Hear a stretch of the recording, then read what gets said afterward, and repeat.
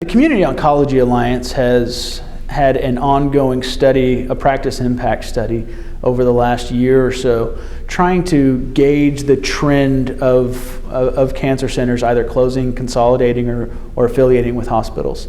There's been downward pressure over the last few years as drug reimbursement and as physician reimbursement has decreased. And what we've seen is over 250 practices have closed, 450 have been suffering financially. And I think that has only been exacerbated by implementation of sequestration and how it's applied disproportionately for cancer centers.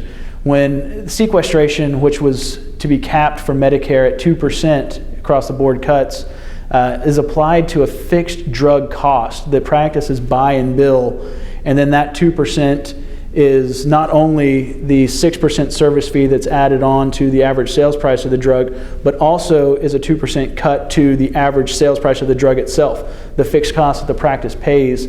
What you're seeing is what amounts to about a 28% cut in drug reimbursement.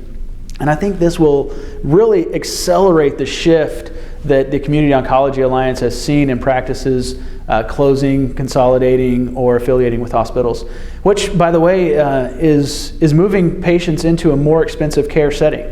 It's something that MedPAC and Milliman have both published studies and reports on that essentially said that the cost of cancer care when moved into the hospital setting is drastically higher. It costs Medicare about $6,500 per patient annually, an increase of $6,500 per patient annually to be treated in a hospital setting.